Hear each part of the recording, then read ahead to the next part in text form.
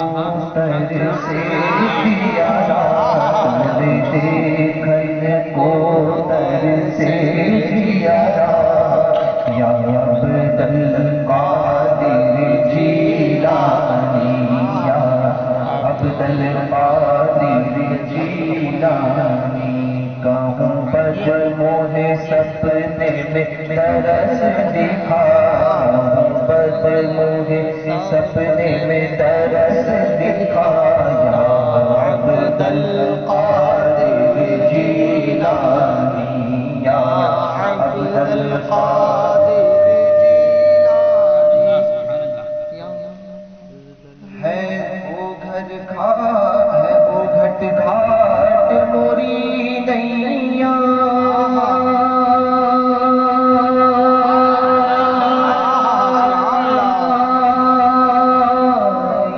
عبد القادر جیلانی یا عبد القادر جیلانی ہے او گھٹ گھاٹ میری نیا یا عبد القادر جیلانی یا عبد القادر جیلانی کرپا سے اپنے پار لگا کرپا سے اپنے پار لگا یا عبد القادر جیلانی یا عبد القادر جیلانی اے مظہر کل پانی باللہ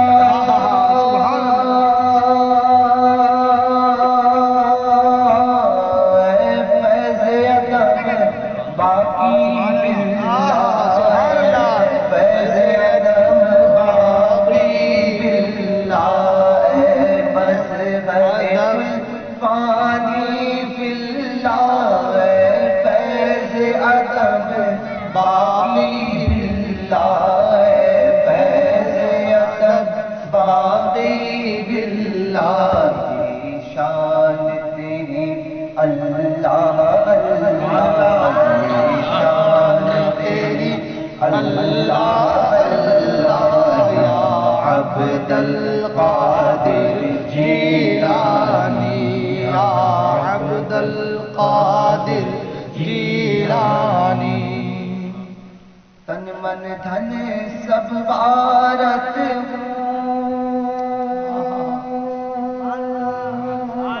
اور سارو سہاگ اتارت سارو سہاگ اتارت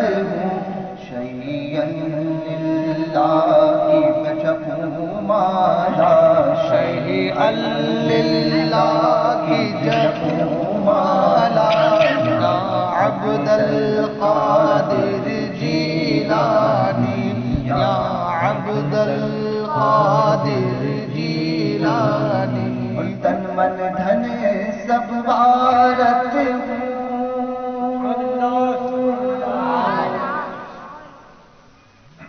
تن من دھن سب وارت ہوں اب سارو سہاگ اتارت ہوں اب سارو سہاگ اتارت ہوں شیئا للہ جپوں مالا شیئا عبد القادر جیلانی رس کھاوت ہوں من ہی من میں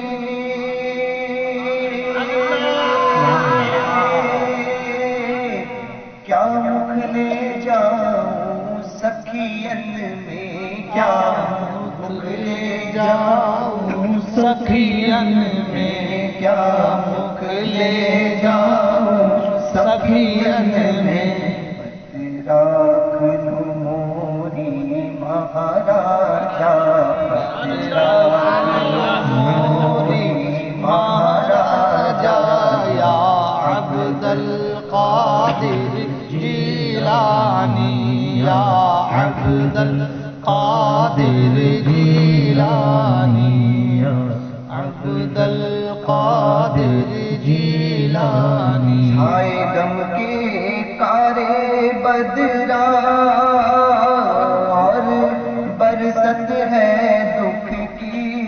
برکھا اور برست ہے دکھ کی برکھا بھیجے نہ جاوے موری چنریا بھیجے نہ جاوے موری چنریا یا عبد القادر جیلانی یا عبد القادر جیلانی تور چرنن سیس نباوت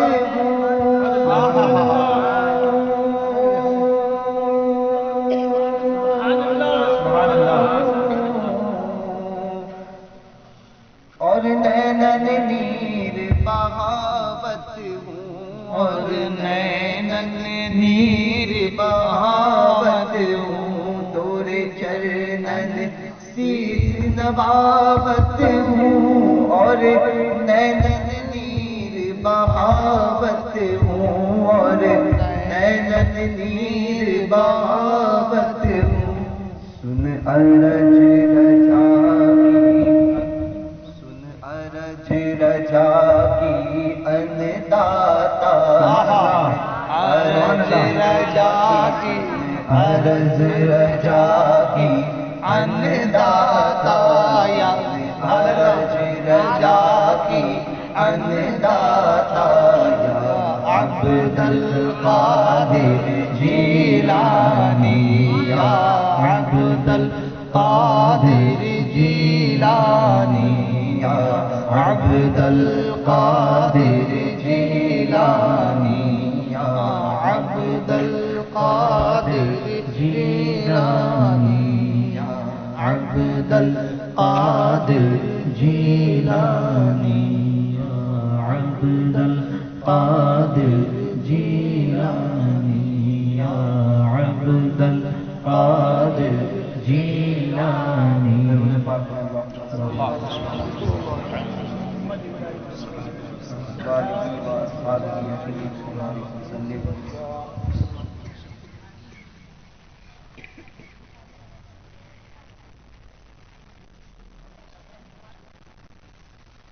اعلیٰ حضرت نے ایک کلام انہوں نے اعلیٰ حضرت کا پڑھا اس کا ایک شعر یہ ہے ایک تو اعلیٰ حضرت سرکار نے ایک شعر میں یوں فرمایا سورج الٹے پاؤں پلٹے سبحان اللہ سورج الٹے پاؤں پلٹے چاند اشارے سے ہو چار اندھے نجدی دیکھ لے قدرت رسول اللہ سبحان اللہ اور قدرت کا لفظ اعلیٰ حضرت نے اس شعر میں بھی فرمایا کہ ماہ شک گشتہ کی صورت دیکھو ماہ شک گشتہ کی صورت دیکھو کانپ کر مہر کی تن رجعت دیکھو کانپ کر مہر کی رجعت دیکھو مصطفیٰ پیارے کی قدرت دیکھو مصطفیٰ پیارے کی قدرت دیکھو کیسے اعجاز ہوا کرتے ہیں کیسے اعجاز ہوا کرتے ہیں حضور کا اختیار اعلیٰ حضرت سرکار نے یہاں ذکر فرمایا اور حضور کا اختیار تو ایسا کہ اللہ نے اپنے محبوب کو بے مثل و بے مثال بنا کر صوفیہ کہا فرماتے ہیں حضور جیسا اور حضور کا ثانی اس دنیا میں آئے یہ ممکن ہی نہیں ممکن ہی نہیں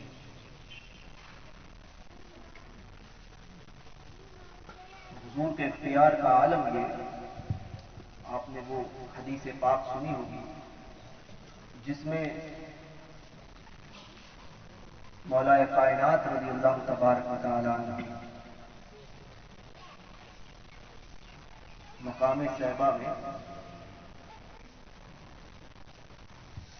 وقت عصر تھا، حضور صلی اللہ علیہ وسلم مولائے کائنات کی گود میں اپنا سر انور رکھے سو رہے تھے، آرام فرما رہے تھے۔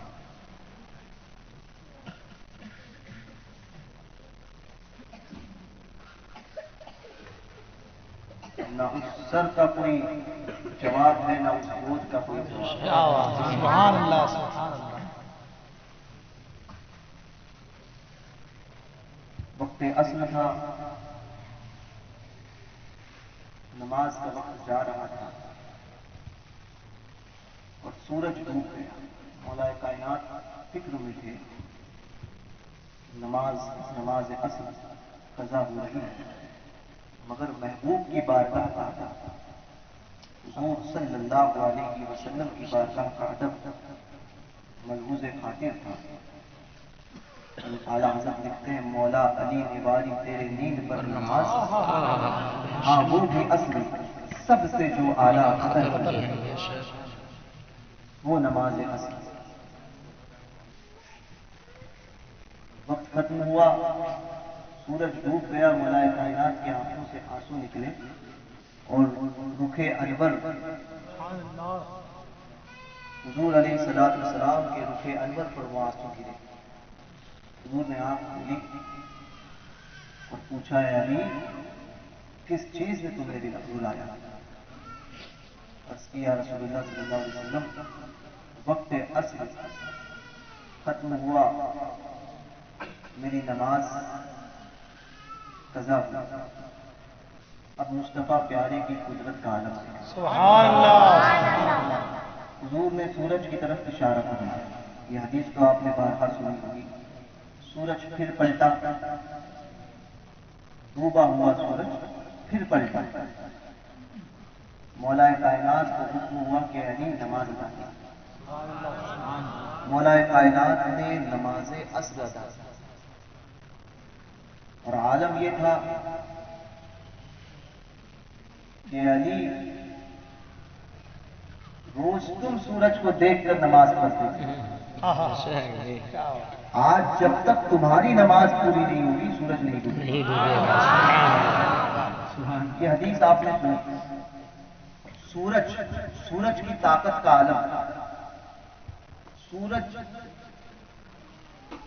اس زمین سے کتنا دور ہے کہ وہ چوتھے آسمان پر ہے، پہلے آسمان پر نہیں، چوتھے آسمان پر سورج ہے۔ ہزاروں زمین سما جائے اتنا بڑا سورج ہے، ہزاروں لاکھوں زمین، یہ ہماری زمین ہے، یہ ارتھ ہے، یہ ہزاروں لاکھوں سما جائے گی سورج کے اندر، اتنا بڑا سورج ہے، اور ہے وہ چوتھے آسمان پر، پہلے آسمان پر نہیں، چوتھے آسمان پر، اور زمین سے لے کر پہلے آسمان تک کا فاصلہ 500 سال کا، وہ بھی تیز رفتار گھوڑے کی سواری ہے نا۔ اور بہرکیف چوتھے آسمان پر سورج اتنا بڑا کہ ہزاروں زمین اس میں سما جائے تب بھی وہ پورا نہ ہو، اور اس کی تپش کا عالم یہ ہے کہ آپ کو پتا ہے کہ اس علاقے میں 45-48 ڈگری ہو جاتی ہے تو ہمارا حال کیا ہوتا ہے۔ آج جو چوتھے آسمان پر سورج ہمیں دکھ رہا ہے وہ سورج کی پیٹھ ہے، پشت ہے، چہرہ نہیں ہے ہماری طرف۔ اس کی پیٹھ کی گرماہٹ کا عالم یہ ہے کہ 45-50 ہو جائے تو ہم بے چین ہو جاتے ہیں، چہرہ بھی ہماری طرف نہیں، اس کی پشت ہے ہماری طرف، اس دنیا کی طرف اس کی پیٹھ ہے۔ اور حضور نے سورج کو پلٹا، اب مصطفیٰ پیارے کی طاقت کا عالم دیکھو، سورج خود نہیں چلتا، روایتوں میں آتا ہے سورج کو کھینچنے والے ایک فرشتہ نہیں ہے، اس ایک فرشتے کی طاقت کا عالم بتاتا ہوں کہ اگر وہ دنیا کو صرف یوں دھکا مار دے نا، ایسا ہلکا سا، تو اس دنیا میں زلزلے جو آئیں گے وہ بند نہیں ہوں گے۔ اللہ ایک فرشتے کی طاقت کا عالم یہ ہے۔ آپ نے صرف یہ حدیث سنی کہ حضور نے سورج کو پلٹایا، مصطفیٰ پیارے کی طاقت کا عالم دیکھو۔ ایک فرشتہ اگر زمین پر یوں ایک دھکا مار دے تو زلزلے کا رکنا بند نہ ہو، اور سورج کو کھینچنے والے فرشتے ایک نہیں بلکہ 70,000 ہیں۔ 70,000 فرشتے سورج کو کھینچتے ہیں۔ حضور کی طاقت کا اختیار کا عالم دیکھو۔ کیا بات ہے، کیا بات ہے۔ حضور نے تنہا سورج کو نہیں پلٹایا، ساتھ میں 70,000 فرشتوں کو بھی پلٹایا۔ 70,000 فرشتوں کا مصطفیٰ پیارے کی قدرت دیکھو، ایسے اعجاز ہوا کرتے ہیں، سبحان اللہ، ایسے اعجاز ہوا کرتے ہیں، سبحان اللہ، سبحان اللہ۔ مصطفیٰ پیارے کی قدرت دیکھو، ایسے اعجاز ہوا کرتے ہیں۔ وہ نبی جس کی طاقت کا عالم یہ ہو کہ ساری کائنات مل کر بھی اس نبی کی طاقت کے ذرے برابر بھی نہیں پہنچ سکتے۔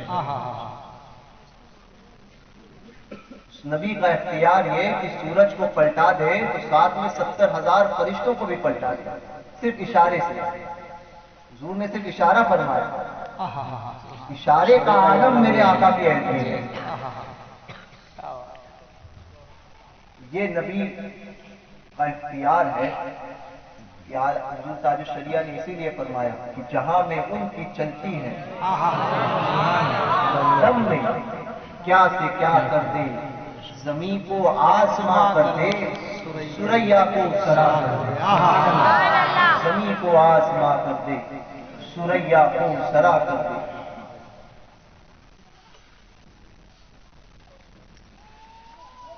صحابہ حضور سے ایسی محبت کرتے تھے۔ کہنے کا مقصد صرف یہ ہے کہ جس نبی کا ہم کلمہ پڑھتے ہیں اس نبی کے اختیار کا عالم یہ ہے کہ دنیا میں جب اس نبی کے اختیار کا عالم یہ ہے تو قیامت میں اس نبی کے اختیار کا عالم ہے۔ حضور کا اختیار کا عالم قیامت میں کیا ہوگا؟ جس دن سب کو، کسی کو اس دن مجال نہیں ہوگی کہ وہ کچھ کہے۔ اس دن اللہ تبارک و تعالیٰ اگر اذن کسی کو عطا فرمائے گا تو وہ محبوب کو، وہ حضور کو۔ یہ حضور کے اختیار کا عالم ہے۔ اب چند دنوں سے ایک ہوا چل رہی ہے اور مسلمان صرف سویا ہوا ہے۔ جس نبی کا کلمہ ہم پڑھتے ہیں، جس نبی کے نام پر اس دنیا میں جیتے ہیں اور جس نبی کے نام سے اس دنیا سے جائیں گے،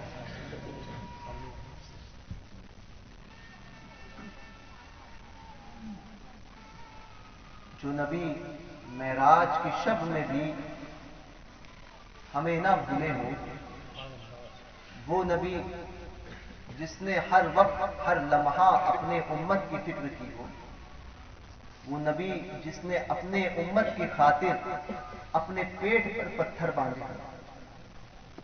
حال میں ایک نسل حرام نے حضور کی شان میں گستاخی کی، کوئی سنگ پریوار کا کوئی تھا یا جو بھی تھا، اس نے شان میں حضور کی گستاخی کی اور وہ ایسے جملے اس نے ادا کیے کہ میں اپنی زبان سے بھی اس کو ادا کرنا یہ بے ادبی سمجھتا ہوں۔ اور یہ امت جس نبی کے کلمہ پڑھنے کا دعویٰ کرتی ہے وہ خاموش ہے۔ ابھی پرسوں وسیم رضوی نام کا ایک شیعہ رافضی، اس نے اپنی پیدائش کا ثبوت دے دیا کہ وہ کتنے باپ کی اولاد ہے، سمجھے؟ کتنے مشرا جی اس پر، اس کی ماں پر جو ہے وہ معاملات کیے ہوں گے تب جا کر وہ پیدا ہوا۔ وہ حرامی، اس نے قرآن پاک کی 26 آیتیں نکالنے کا سپریم کورٹ میں پیٹیشن داخل کیا، اور یہ امت، یہ قوم اب بھی سوئی ہوئی ہے۔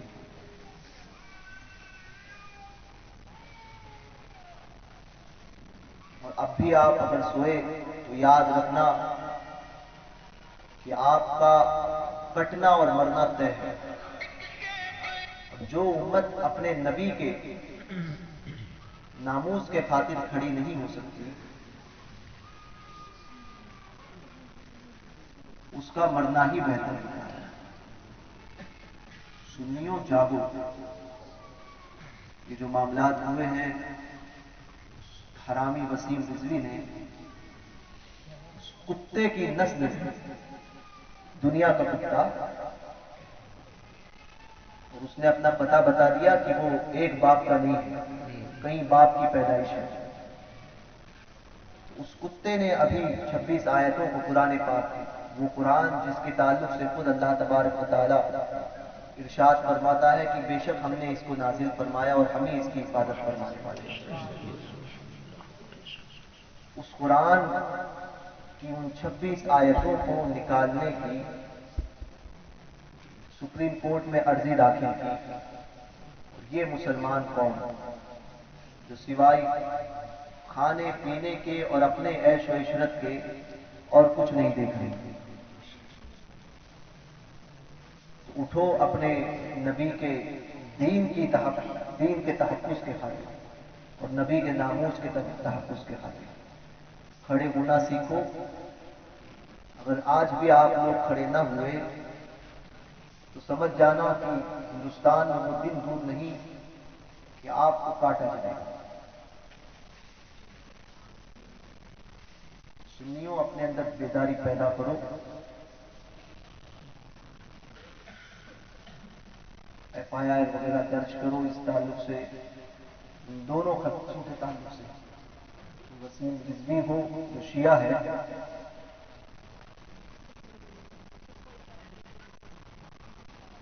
دوسرا ایک کوئی دلہ ہے، کیا نام ہے؟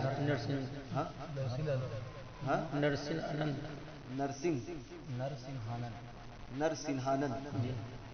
اچھا، وہ شیر کتے کی پیدائش ہے، اس کا نام ہی بتاتا ہے۔ کملیش تیواری کا بھائی ہے۔ اچھا، اس کا بھائی ہے؟ کملیش تیواری کا۔ ہاں، تو جیسا بھائی ویسا چھوٹا بھائی، اماں سے پوچھنا پڑے گا۔ مشرا جی کی کتا ہے، دوبے جی۔ یہ حال ہے ان خبیثوں کا، مگر ہم خاموش چپ کھڑے تماشائی بنے ہوئے ہیں۔ ہمیں اس سے فرق نہیں پڑتا کہ کیا ہوگا، کیا ہونے والا ہے۔ سنیوں، اپنے اندر وہ جذبہ پیدا کرو۔ ایک دوسری بلا، کیونکہ اس سے پہلے مسجد کا معاملہ ہوا، ہم خاموش رہے۔ اس کے بعد میں ٹرپل طلاق کا مسئلہ آیا، ہم خاموش رہے۔ کشمیر کا مسئلہ آیا، ہم خاموش رہے۔ ٹھیک ہے، این آر سی سی اے کا مسئلہ آیا، خاموش رہے۔ اب اس دوران حضور سرکار غریب نواز کی شان میں گستاخی کی گئی۔ دل پر ہاتھ رکھ کے بتاؤ کتنوں نے اس کو برا جانا ہوگا یا کتنوں نے اس کے تعلق سے حفاظت کی ہوگی؟ خاموشی، ہر طرف خاموشی۔ حضور کی اب گستاخی ہوئی اور اب قرآن پاک کی آیتوں کا نکالنا مسلسل یہ جو ہو رہا ہے، اس سے پتہ چلتا ہے کہ مسلمان کتنا جاگا ہوا ہے، کتنا جاگا ہوا ہے، اور اس کے اندر بیداری کتنی ہے۔ اپنے اندر بیداری پیدا کرو، ورنہ مر جاؤ گے اور مر کر پھر اللہ کی بارگاہ میں حاضر ہونا ہے۔ اور تب تم کیا منہ دکھاؤ گے اپنے آقاؤں کی بارگاہ میں، اپنے سرکاروں کی بارگاہ میں؟ حضور نے اگر پوچھ لیا کہ میرے دین پر لوگ دنیا کے کتے انگلی اٹھا رہے تھے تو نے میرے دین کے لیے کیا کیا؟ کہاں جاؤ گے حضور کی بارگاہ میں اگر دھتکارے گئے تو کس بارگاہ سے پناہ ملے گی؟ گھروں کے ماحول دیکھو تو وہ ماحول ہمارے بالکل اسلامی ماحول کے خلاف ہو رہے ہیں. ہمارے گھروں کے بچوں کو دین کا علم کم اور ان بچوں کو ہمارے گھروں میں گالیاں سکھائی جاتی ہیں. اگر کوئی بچہ گالی دیتا ہے تو بجائے اس کو اسی وقت تنبیہ کرنے کے گھر والے دیکھ کر ہنستے ہیں اور یہ کہتے ہیں دیکھ دیکھ کیا بول رہا ہے. یہ ماحول تو ہمارے گھر کا ہوتا ہے. پھر اس بچے سے دوہرانے لگاتے ہیں کہ پھر ایک مرتبہ بولتا ہے.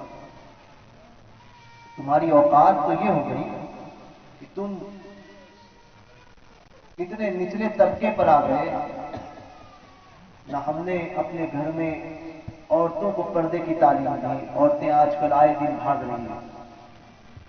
بچیاں بھاگتی ہے پھر آتے ہیں پیر صاحب کے پاس, مولانا صاحب کے پاس, امام صاحب کے پاس, بابا کے پاس. تعویذ دے دیجئے, بچی بھاگ گئی ہے, دعا کیجئے کہ وہ آ جائے. میں کہتا ہوں تم نے تعلیم کیوں ایسی دی؟ تم نے تعلیم بچیوں کو کیوں ایسی دی؟ بچوں کا قصور بعد میں, پہلے تم قصوروار. تم نے کبھی دین پلایا ہی نہیں.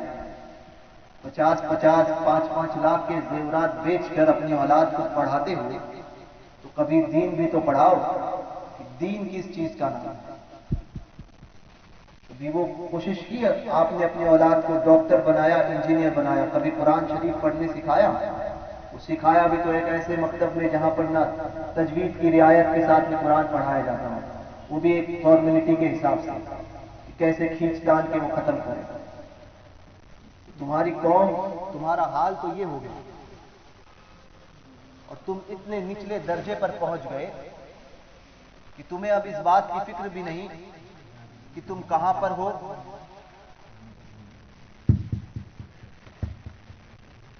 اور تمہارے ساتھ ہو رہا کیا.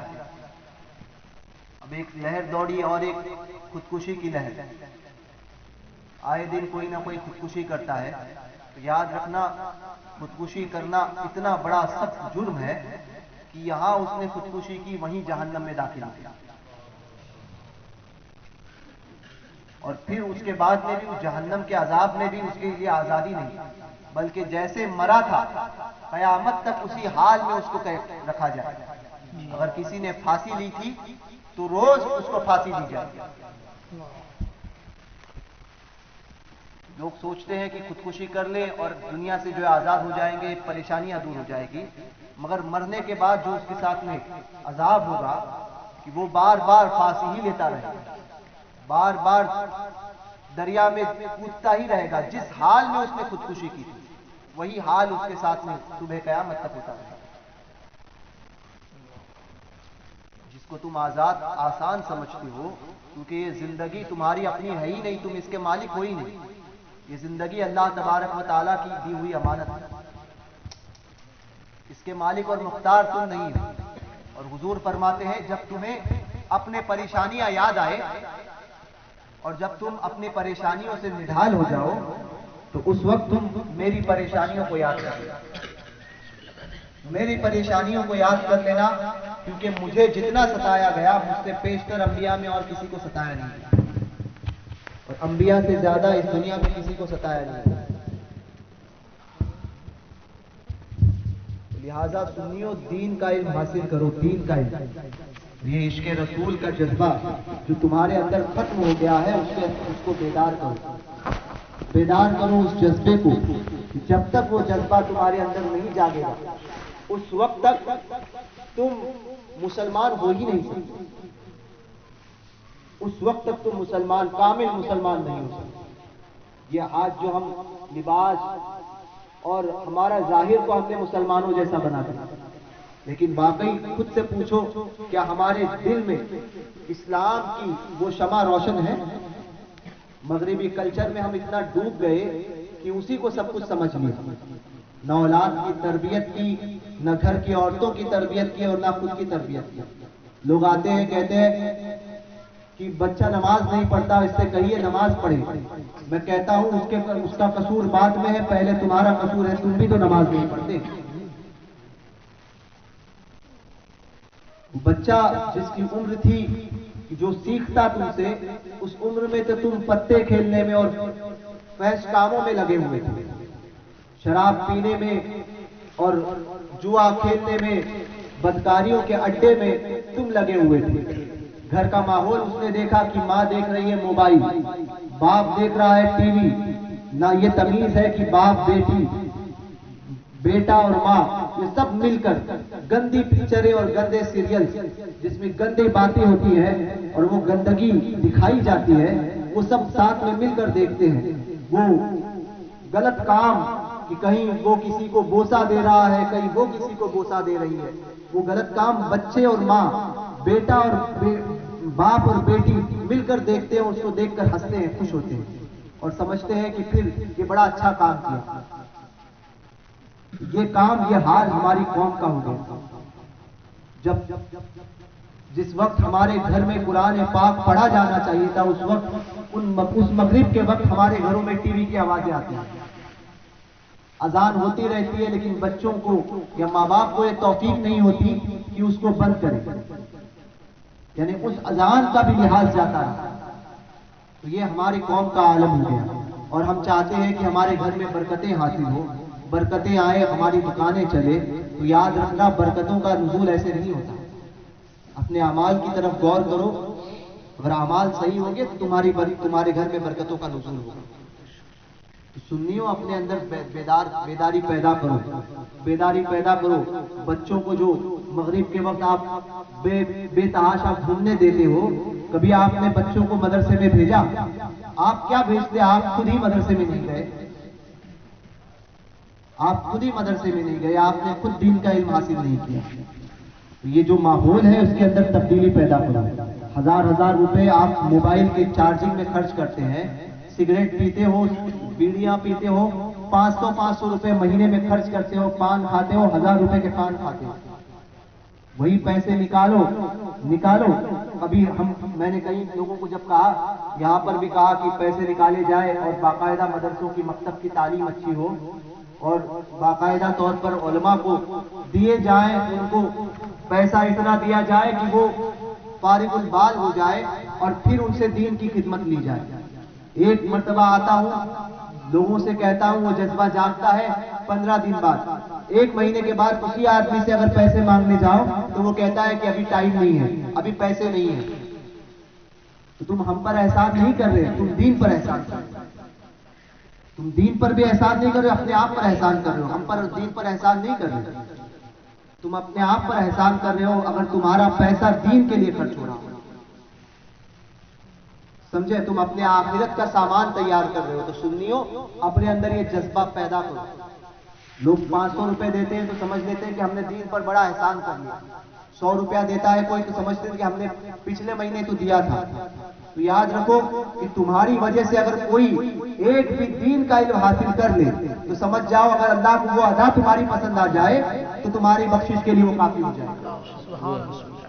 جذبہ پیدا کرو، اپنے اندر پیدا کرو۔ محفلوں میں آتے ہو ہزاروں کے مجمع میں، اب یہاں پر اتنے لوگ ہیں، میں کہتا ہوں 80% ایسے ہوں گے کہ جنہوں نے عشاء کی نماز نہیں پڑھی ہو، جو فرض ہے اس کو چھوڑ دیا اور جو مستحب ہے اس کے پیچھے بھاگا ہے۔ اور پوچھا جائے کہ نماز کیسی پڑھنی ہے تو اس کا پریکٹیکل طریقہ اگر پوچھا جائے تو وہ نماز پڑھنے کا بھی طریقہ آپ کو نہیں پتا ہوگا۔ کیوں؟ کیونکہ آپ نے دین کو دوسرا درجہ دیا، بلکہ اب تو یہ حال ہے کہ پسے پشت معاذ اللہ رب العالمین سے ڈال دیا۔ یہ حال تمہارا ہو گیا۔ کبھی سوچے ہو کہ 500 روپیہ کماتا ہوں، 1000 روپیہ مہینے کے 5000 روپیہ کماتا ہوں، 10,000 کماتا ہوں، 500 روپیہ اپنے پگار سے جو ہے وہ باقاعدہ طور پر نکالوں گا دین کے لیے؟ یہ توفیق نہیں ہوتی۔ کوئی مانگنے جائے تو مانگنے والا وہ بے شرم کہلاتا ہے اور تم ہی کہتے ہو کہ کیا بار بار آتے ہو؟ ارے میاں، وہ اپنی ذات کے لیے نہیں آتا، تو دین کے لیے آ رہا ہے۔ یہاں پر اگر کوئی جو ہے وہ گانے کا، طوائف کا ڈانس ہو جائے، اس کا مجرا ہو تو ہزاروں لوگ پیسے دینے کو تیار ہو جائیں گے اور ہزاروں لوگ اس پر لٹاتے ہیں، تب تمہیں یاد نہیں آتا کہ تمہارے گھر میں کتنا پیسہ ہے۔ اور جہاں دین کی بات آتی ہے، کوئی دین کے لیے تم سے 50، 100، 500 روپے مانگے تو تم کہتے ہو نہیں پیسے نہیں ہے۔ अरे दीन के लिए खर्च कर कर देखो, दीन की राह में खर्च कर कर देखो, अल्लाह तबारक व तआला तुम्हारे पर रिस्क में कैसी बरकतों का नुज़ूल करेगा, ये खुद देखोगे। मैं ये नहीं कह रहा कि आप लोग जमा करो और भेजो हमारे पास बंबई में। मैं ये कहता हूं कि आप जमा करो पैसे और अपने इलाके में, अपने मोहल्ले में खर्च करो, खर्च करो। इमाम की तनख्वाह देते हो 4000 और उस पर रौब यह होता है कि इमाम सारा दीन का काम इमाम ही करे, और फिर अगर वो कहीं पर कमाता है, कहीं पर जाता है, तो कहते हो इमाम साहब को जरूरत क्या है फलां जगह कमाने की। तो मियाँ याद रखना कि जिस तरह से तुम्हारा घर खर्चा 10,000 में नहीं चलता, उस इमाम का भी घर होता है। तुमने कभी फिक्र की कि इमाम को दे 15,000 तनख्वाह दे, उनकी करे, 10,000 अगर हो जाए तो तुम्हारे पास ये हो जाता है कि यार 10,000 इमाम के पास तनख्वाह, इमाम को 10,000 तनख्वाह, अरे इमाम को 10,000 तनख्वाह। तुम आपस में बातें करते हो क्योंकि तुम्हारा वो स्टैंडर्ड जो है ना, तुम्हारा लेवल वो हो गया है। अगर इमाम के पास बाइक आ जाए तो कहोगे इसने कहां से लाई। तो तुम इतनी नीची नजरों से अपने इमाम को देख करते हो और फिर चाहते हो कि कौम में सुधार आ जाए। तो इमाम की तनख्वाहों को करो 15,000 और फिर इन इमामों से काम लो ना। फिर कहो कि आज पूरा दिन जो है वो आपको हमारे लिए खर्च करना है, हमें तालीम देनी है, दो 20,000 रुपया, वो नहीं निकलेंगे। तब जो है वो आपकी घरों में नानियां मरती हैं। दीन की बात आती है तब पैसे नहीं निकलते। वही वो तवायफों के डांस रखाओ, तवायफों को नचाओ तो खूब पैसे निकलेंगे, ढेर सारे पैसे जमा हो जाएंगे गलत काम में है। आराज के नाम पर ढोल बजाओगे तो उस वक्त 5-5 हजार रुपए एक आदमी खर्चा करने को तैयार होता है। ढोल बज रहा है, चलो चलो चलो जाएंगे, है। उसी ढोल में वो बाबा का संदल कह के नाचने में तुम्हारे पास पैसे तुम्हारे जेब से उसी वक्त निकलते हैं। मगर जब दीन के लिए कोई बोले कि 500 रुपया दे दो तो तुम्हारे पास से पैसा नहीं निकलता। ये मिजाज बदलो, अपनी कौम का ये मिजाज बदलो, दीन अपने अंदर तब्दीली पैदा करो। जब तक तुम ये तब्दीली पैदा नहीं करोगे ना, तुम इसी हालत में रहोगे। फिर कहीं पे भी जाओ, किसी भी पीर साहब से दुआ करवाओ, असर नहीं होगा, क्योंकि तुमने अपने आप को दीन की तरफ माइल ही नहीं किया। लोग आते हैं हाथ चूमने के लिए, पीछे पड़ते हैं, ना चूमे तो कुछ लोग नाराज होते हैं कि नहीं बोले हाथ चूमने नहीं मिला। अरे हाथ चूमना, पीर साहब का हाथ चूमना इतना जरूरी है। कभी कोई आता है तो अपने माँ बाप का हाथ चूम कर आया है? कभी माँ बाप का हाथ चूमने की तौफीक हुई तुम्हें? नहीं, माँ बाप को रखा दूसरे दर्जे पर। पीर साहब आए तो सब सारी अकीदतें उस वक्त तुम्हारी निकलती है कि हमने हाथ नहीं छुआ, हाथ चूमेंगे तब अकीदत पूरी होगी। जिसकी दुआओं से तुम्हारी तकदीर बदल सकती है वो तुम्हारे माँ बाप हैं। मगर माँ बाप को तुमने हल्का जाना, और ना माँ बाप ने अपने औलाद को ये तालीम दी कि वाकई उसका हक अदा करते। क्योंकि तुमने दुनिया सिखाई तो तुम दीन की और वफा की उम्मीद क्यों कैसे कर सकते हो? ना माँ बाप वैसे रहे, ना औलाद वैसी रही। मगरिबी कल्चर ने तुम्हें जो बर्बाद कर दिया है उसका हाल अब तुम देख रहे हो, और अभी भी नहीं संभले ना तो फिर समझ जाना कि कटने के लिए तैयार रहना। कटने के लिए तैयार रहना, वही हमारी करना, और वही जो है वो दूसरों की कुफ्फारों मुश्रिकीन की गुलामी करते रहे। अगर अब तुम तैयार नहीं हुए, बेदारी पैदा करो, अपने अंदर बेदारी पैदा करो। इश्क़ रसूल का जज्बा वो छोड़ दिया। कहीं आज जाते हैं, वही ट्रस्टी कुछ होते हैं ऐसे कि वहां भी देवबंदियों का निकाह पढ़ाने की बात होती है तो ट्रस्टी इमाम मना कर दे तो नहीं तुम्हें पढ़ाना होगा। अरे ट्रस्टी हो तुम, मस्जिद के खादिम हो, इमाम के बाप मत बनना।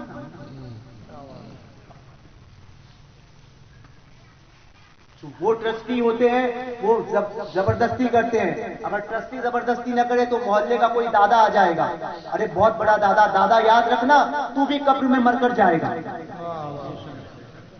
दादा होगा तो अपनी दादागिरी अपने घर तक रखना, दीन के मामले में दादागिरी को मत चलाना। वो तेरा 56 इंच का सीना जो है ना, उसी कफन में लपट कर जो है डाल दिया जाए, और उसी गड्ढे में जो है वो उसी कब्र में तुझे फेंक दिया जाए। یہ دادا گیری دین کے معاملے میں امام پر اور علماء پر مت چلانا. بد مذہبوں کے ساتھ میں رشتہ داریاں کرتے ہو, ان کو اپنی شادیوں میں بلاتے ہو اور کہتے ہو کہ نہیں ہم سنی ہیں, ہم سنی ہیں. تمہاری سنیت جو ہے وہ ایسی سنیت منہ پر مار دی جائے گی کہ حضور کے دشمنوں سے جو ہے وہ تم وفاداری کا سلوک کر رہے ہو. ان کی حضور کی وفاداری, حضور کی غلامی چھوڑ کر حضور کے دشمنوں کے ساتھ میں وفاداری کر رہے ہو. کیا ہاتھ میں کیا لے کر جاؤ گے؟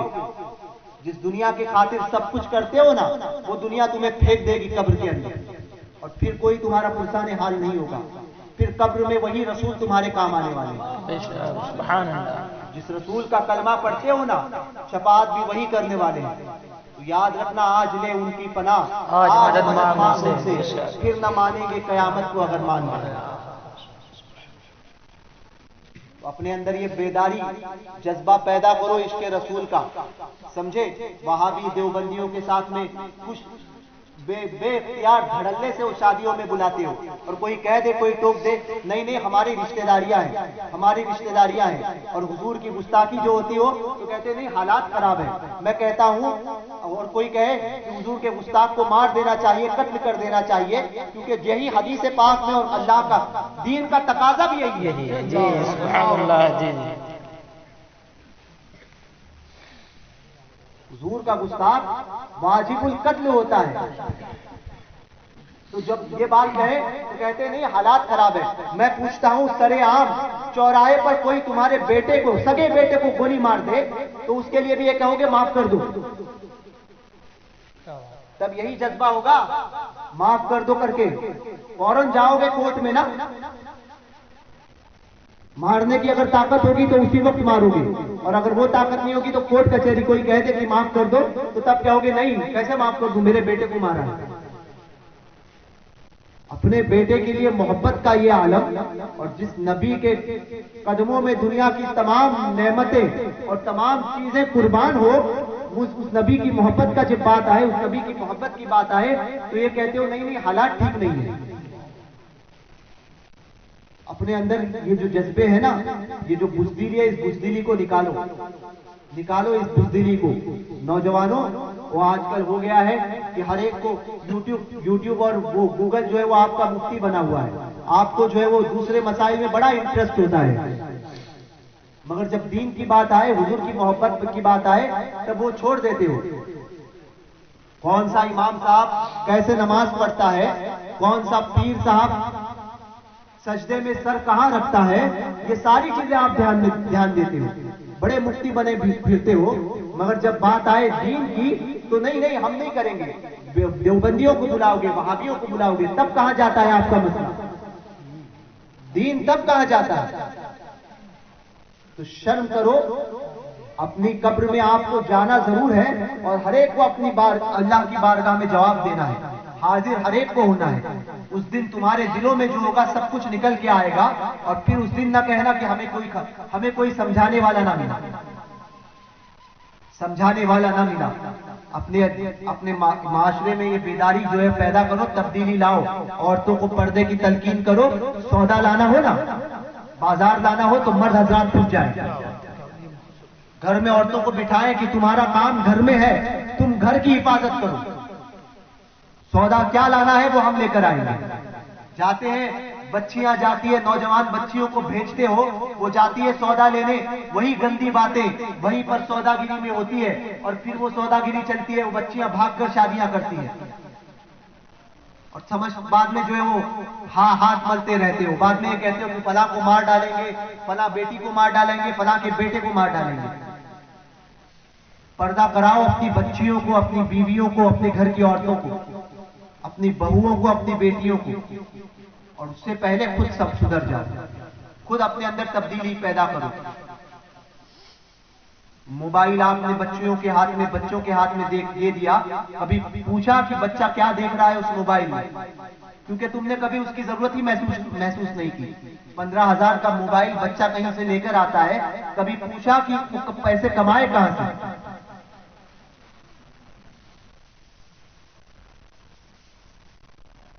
یہ تبدیلی پیدا کرو سنیوں، اپنا مزاج بدلو.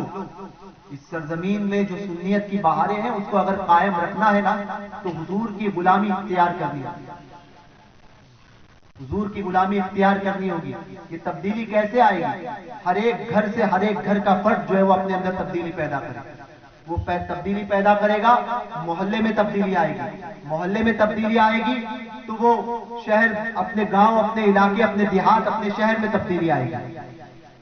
اور میں ائمہ سے بھی کہوں گا کہ نہ جائیں شہروں کی طرف، صرف اپنے محلے کی ذمہ داری وہ اٹھا لیں. اور آپ بھی اپنے ایمان کا بھرپور خیال رکھیں. دین کے لیے خرچ کرنے کا جذبہ پیدا کرو. دین کے لیے پیدا کرو خرچ کرنے کا جذبہ. مکتب کا نظام صحیح کرو. مسجدوں میں خود جاؤ اور پھر اپنی اولاد کو جانے کی تلقین کرو.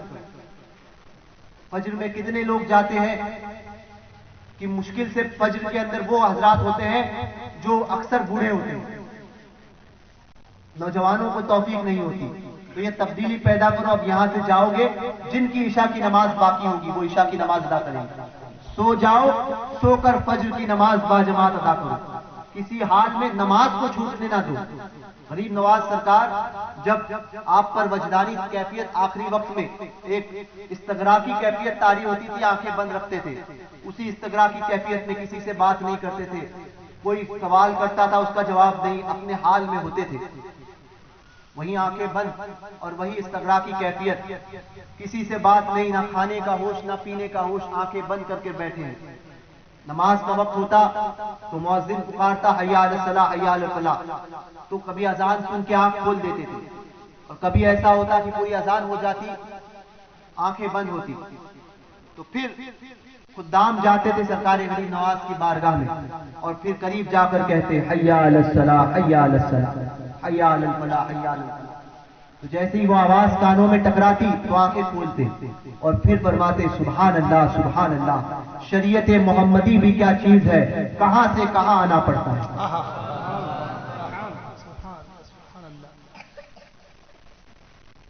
تو ہمارے بزرگوں نے نمازوں کو نہیں چھوڑا. تو جن کی غلامی کا دعویٰ کرتے ہو تو ان کے نقش قدم پر چلنے کی کوشش کرو. کوشش کرو نوجوانوں، اپنے اندر تبدیلی پیدا کرو. تبدیلی پیدا کرو. ہر ایک کو سننے سے پرہیز کرو. ہر ایک کی بات سننے سے پرہیز کرو. عین مسلک اعلیٰ حضرت کا جو سچا مخلص ہوگا اور جو مسلک اعلیٰ حضرت کا صحیح ترجمان ہوگا اسی کی باتوں کو سنو. اللہ تبارک و تعالی ہم سب کو کہنے سننے سے زیادہ عمل کی توفیق عطا فرمائے. دوران گفتگو اگر کوئی ایسا لفظ میری زبان سے نکلا ہوگا جس پر شریعت کی گرفت ہو، جیسے سبقت لسانی میں ابھی میں نے یہ کہا کہ دین پر احسان، تو اس سے بھی میں رجوع اور توبہ کرتا ہوں. اسی کے ساتھ جیسے